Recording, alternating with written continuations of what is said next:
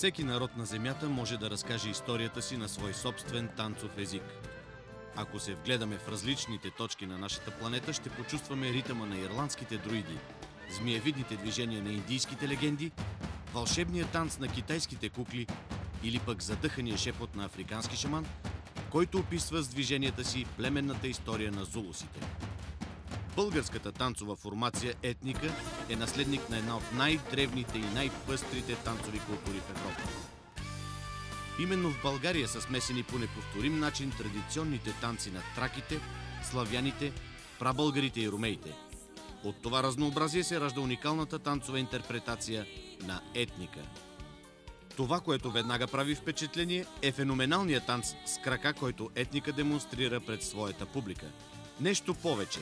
Българските фолклорни танцови движения са може би единствените в света, които се разгръщат на етажи, на степени.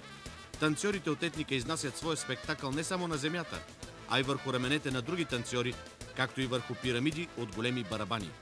Това придава на техния танц забележителна акробатичност.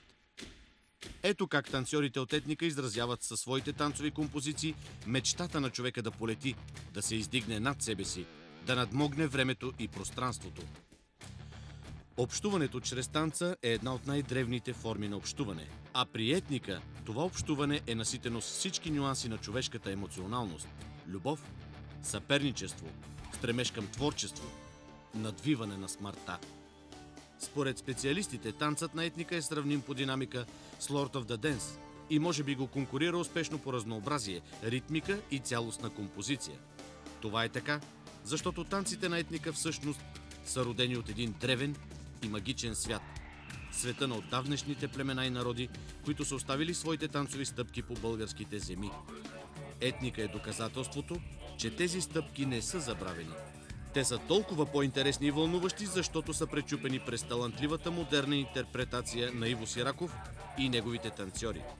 Всъщност, всеки народ на земята може да изрази чувствата си на своя собствен танцов език. Испанското фламенко е страст и емоция. Аржентинското танго е любов и отдаване. Ирландският танц е лудост и келтска магия. Френският канкан е флирт и предизвикателство.